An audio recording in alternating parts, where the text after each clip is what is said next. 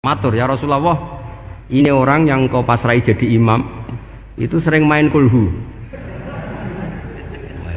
Akhirnya Nabi memanggil, ya Fulan, kenapa kamu suka baca kulhu? Li'annaha sifatur rahman, karena dalam surat kulhu itu semuanya menerangkan sifatnya Allah Ta'ala. Maka saya suka itu. Nabi saat itu juga dapat wahyu, ya Muhammad, kasih tahu orang itu, inni uhibbu, saya suka dia karena dia suka kulhu.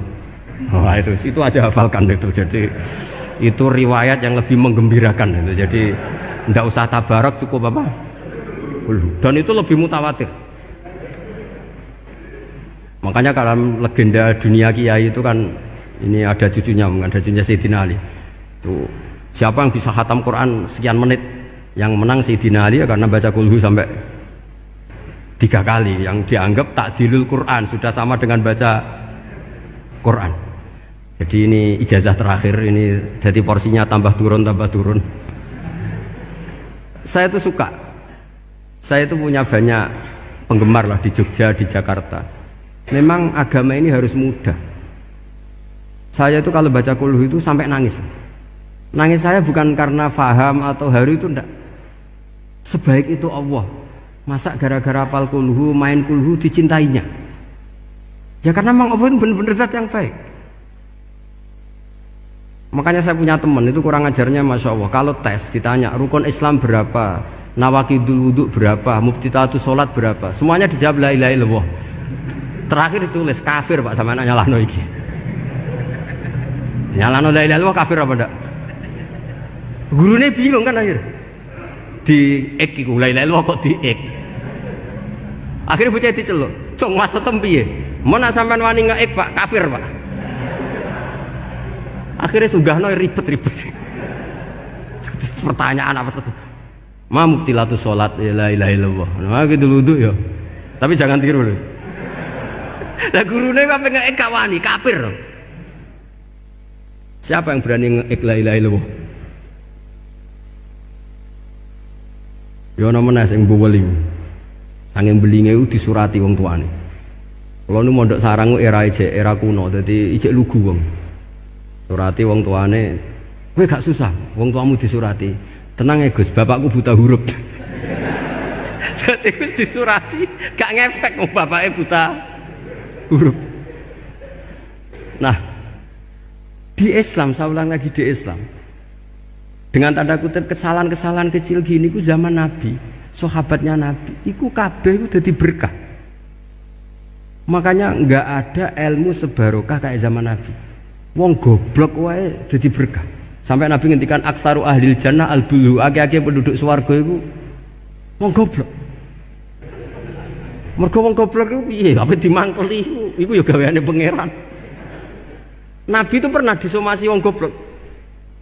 Itu ya piye? Nabi kan cerita kiamat tuh gini. Yang kemarin nggak jadi itu. Kiamat di Indonesia kan berapa kali ya? 999 terus 2000 berapa? 12 terus Jumat apa kan sering mau ada kiamat tuh. Saya sering ditanya tamu, Gus, ngenteni kiamat teng putih. Enteni ning kene barang aku aneh-aneh. Ngkarwan layak alamuha illahu bokas bakas. Nak misalnya tenan piye Gus? Ya tenan sing enek kowe sik, anak aku gak. Wah sesuk tajak ngenteni kiamat ora sida kiamat. Aneh-aneh. Saya ulang lagi. Ketika Nabi cerita dasarnya kiamat itu sahabat itu nggak mikir, padahal mereka orang-orang pinter. Si mikir wong desa, Mas. Ya Rasulullah, mata sa'ah, engkau itu cerita kiamat terus tapi nggak jelas tanggalnya. Lalu itu kapan? Wah, kaget sahabat, oh, pinter juga. Kalau cerita itu ada tanggalnya dong. Ini kan cerita terus tapi nggak jelas tanggalnya. Apa diamuk wong desa? Ora diamuk mangkelno. Nabi meneruskan tentang ahwalil kiamah, masih nerangkan ahwalil kiamah. Dibaleni lagi. Ya Rasulullah, mata sa'ah. Lalu kiamat itu kapan? Ini kalau ijazai, jadi bodoh tapi untuk ridhanya Allah Ta'ala. Ampun. Kalau lah kadang jadi pinter gue nyesal. Ribet. Dikongkon Pak Najib barang ini akhirnya. Gara-gara pinter. Padahal kok ya wong bodoh lah mlebu swarga, ribet kan? Direwangi dadi wong alim, sebelum kok wong bodohne ya melok mlebu swarga. Wong gelombang kedua itu pengumumannya siapa pencinta Nabi, pencinta wong alim masuk swarga. Yang pertama seleksinya agak ketat, yang kedua itu ya Muhibbin mun cukup mun. Jadi sebenarnya swarga ya ketemu wong ra jelas-jelas nih. Wah repot ya. Akhirnya ketika Nabi gak jawab, sahabat itu banyak yang analisis kariha maqala, lam yasma, ada yang bilang lam yasma, memang Nabi tidak dengar. Ada yang analisis sami'a wa kariha maqala, sebenarnya Nabi itu dengar tapi gak suka karena pas khutbah di-cut, diinterupsi. Karena diulang-ulang lagi akhirnya akhirnya Arabi tadi mengulang-ulang lagi, akhirnya Nabi jawab. Karena Nabi itu orang yang sangat pintar, jawabnya ma'atatalaha, kamu kok berani tanya kiamat kapan, persiapan kamu apa? Fawawahi ma'atatulaha kabira sholatin wala siyamin wala kada wa kada walakinni uhibbuka. Ya menang ya pede. Apa Nabi tanya persiapan saya? Oh, kalau sholat saya biasa kok bangga. Wes wong desa biasa kok. Fawawahi ma'atatulaha kabira sholatin, saya sholatnya biasa, puasa biasa. Maksudnya sing wajib-wajib tok lah, ndak aneh-aneh. Tapi walakinni uhibbuka, tapi saya ini mencintai engkau. Apa jawabannya Nabi? Almar'u ma'aman ahabba. Dan itu melegenda seluruh dunia, baru kayak Bedui. Jadi semua orang yang hafal hadis almar'u ma'aman ahabba atau anta ma'aman ahbabta, itu barokatu hadal Badui, karena berkahnya orang Bedui.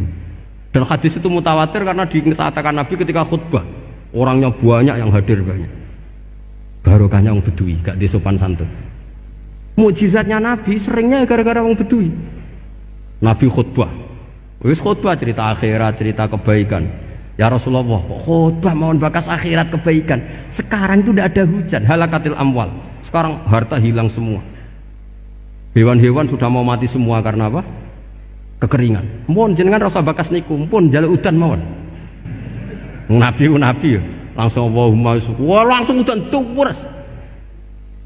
Nak jari ulama lah, Nabi berodok gelos putih udan seminggu nganti akhirnya sapi ini gak mati krono kehausan tapi kelentir.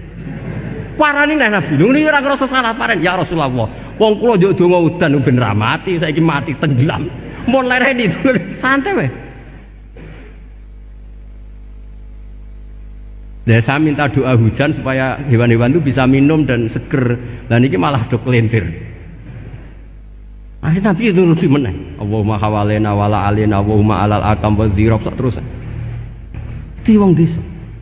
Betapa barokahnya wong desa iki orang tahu. Betapa Rasulullah itu sekali ngendikan alam itu harus tunduk. Jadi min mu'jizati Rasulullah sallallahu alaihi wasallam itu sekali ngendikan alam itu harus ngikuti. Jadi Nabi misalnya ngendikan hujan, itu panitia hujan, malaikat hujan harus nuruti. Nabi ngendikan berhenti juga harus berhenti.